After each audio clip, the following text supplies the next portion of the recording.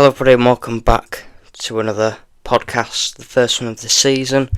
This is season 3 episode 1 and game week 1 is over, just like that. And we're going to be starting things off with the first game, which was on a Friday night, and it was Liverpool 4, Bournemouth 2. This game had goals, definitely, and the first one came from Guehi, the new signing from Liverpool from Frankfurt, and he got his first goal of the season to open the campaign up for Liverpool. But before that, there was a handball incident that got overturned. Well, it didn't get overturned, it just given as a foul. No yellow card, no red card. But, I mean, he went for the ball. He definitely knew that Guehi was through if he wouldn't have pushed it away. So that's why he did it. And the on-field referee review was given as no red card or no yellow card. So definitely VAR need to have got involved in there and definitely say, oh, it's a foul. It should be a yellow card or it should be a red card. In my opinion, it was a red card just because it was last man and Guehi would have been through on goal. But the game's over, there was no red card, so let's get on with it. Gakpo scored the second, Guehi getting an assist for Gakpo's goal.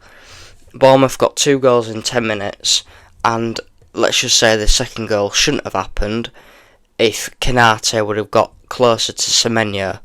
I mean, Konate was tracked him from just before the halfway line all the way to the goal, and Anton Semenyo scored. It was a brilliant taken goal, but Konate should definitely be doing better there. And obviously Chiesa came on in about the 80th minute and scored in the 87th, which gave Liverpool the win. And Mo Salah, again, on the first opening day of the season, got a goal in the 94th minute. That goal made Salah the first player in Premier League history to score on the opening day for 10 seasons.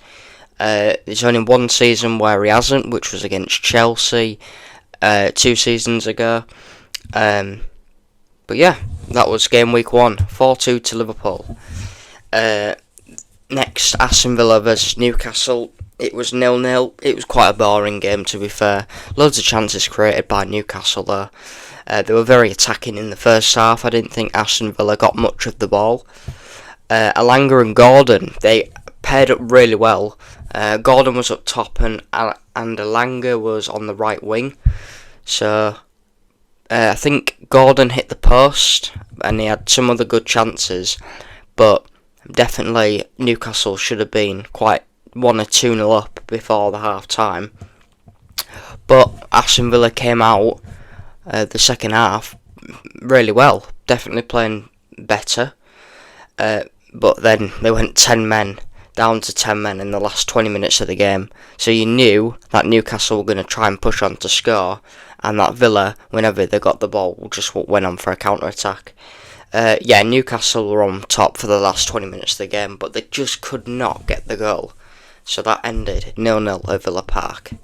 Sunderland 3, West Ham 0. Now, in my predictions, I was going to predict Sunderland to win, but I didn't really want to be too optimistic. I went for a draw. I think I've definitely done the right decision by Sunderland staying up. I just think they've done really well in the transfer market, spending over 120 million, I think it is, and they're looking to sign another defender, so they're still splashing the cash. They were on top in the first 15 minutes, Sunderland. I think West Ham just couldn't get into the game at all. Sunderland had some brilliant chances. Quite a few of them saved. And then after the 20th minute, West Ham decided to come into the game a bit more, having loads of chances, and they were just on top. So Sunderland had to dig deep in the second half, which they did. They had loads of possession. West Ham could not get hold of the ball, even if they tried. Sunderland were just playing it out from the back and going all the way up to attack. And I think that's a good game plan from Sunderland. And they took the chances and scored 3 goals in the second half. And it was a very comfortable win for Sunderland. I think Granit Xhaka played really well. I definitely think West Ham need to start winning after, because they've got Chelsea on Friday night, which will be difficult. I know Chelsea drew on Sunday, but Sunderland beat West Ham 3-0. Well done, Sunderland. Brighton won, Fulham won. Now, I didn't watch this game, so I'm just going to go off FotMob. If you haven't already got it, download it. Brilliant app. It updates you with all the goals and everything. And Brighton scored in the 50th minute by a penalty, and Fulham scored a last minute equaliser to save them a point. So, from what I've seen, Brighton were on top, and Fulham just kept on pushing and pushing in the last 10 minutes, and eventually got a goal in the last, I think it was 95th minute. So yeah, it was a very, very good point. I was so disappointed that Fulham scored, because I had Brighton to win that game in my predictions. But Tottenham have got on to a flying start. It was against Burnley, so you can't take anything away. Tottenham 3-0. Richarlison scored 2 goals to give him the first win of the season. And one of the goals was a bicycle kick. His second goal, apparently what I've seen last night on Monday Night Football that they were showing, the second goal the ball got touched by every player, even the goalkeeper. So yeah, brilliant goal. And I think it was Mohamed Kudus that got that assist.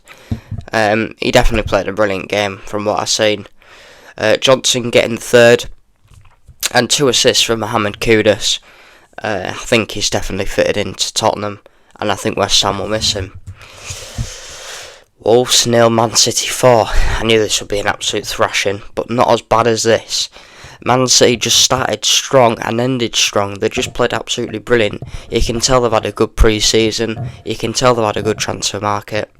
And one of the players, Rangers, absolutely brilliant. He's definitely probably the best replacement they could have got for Kevin De Bruyne. Obviously getting a goal, an assist and a yellow card, so he definitely had a brilliant debut. Haaland scored the first goal, obviously. Meant that he has scored in every opening game since he has joined Man City, so he could break the record in 9 years time, if he's still there. He could break Salah's record, but he hasn't at the minute. So the second goal came from Rangers. It was an absolute well-taken goal, and Wolves just couldn't get into the game in the second half.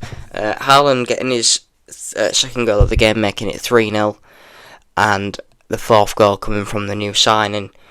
I mean, Man City, watching them, they definitely look like they're wanting to win the league, obviously. They want their title back, and I think I don't blame them. They've made some good signings in Aït-Nouri, Rangers, and also Pep Lingers going to Man City, ex-Liverpool assistant head coach there. So Man City win 4-0. Forest 3, Brentford 1. Now, Forest absolutely dominated the first half, scoring 3 goals. Brentford just could not get hold of the ball. I mean, you see Chris Wood getting on the score sheet twice, but Forest, I did put them quite low in my predictions. I mean, Brentford did get a consolation goal from the spot in the last minute, but I mean, Brentford, I just can see them going down. I think it'll be a scrap between Brentford and Wolves and Leeds, Sunderland, but going on to Forest, absolutely brilliant. They've got European football, that's why I put them quite low, because European football can get distracted of the Premier League, but I'm not going into that. Forest did get a fabulous win, 3-1 over Brentford, struggling Brentford, and that was one of the games on Sunday. The second one was Crystal Palace. They went away to Chelsea. Now, this is a big debate.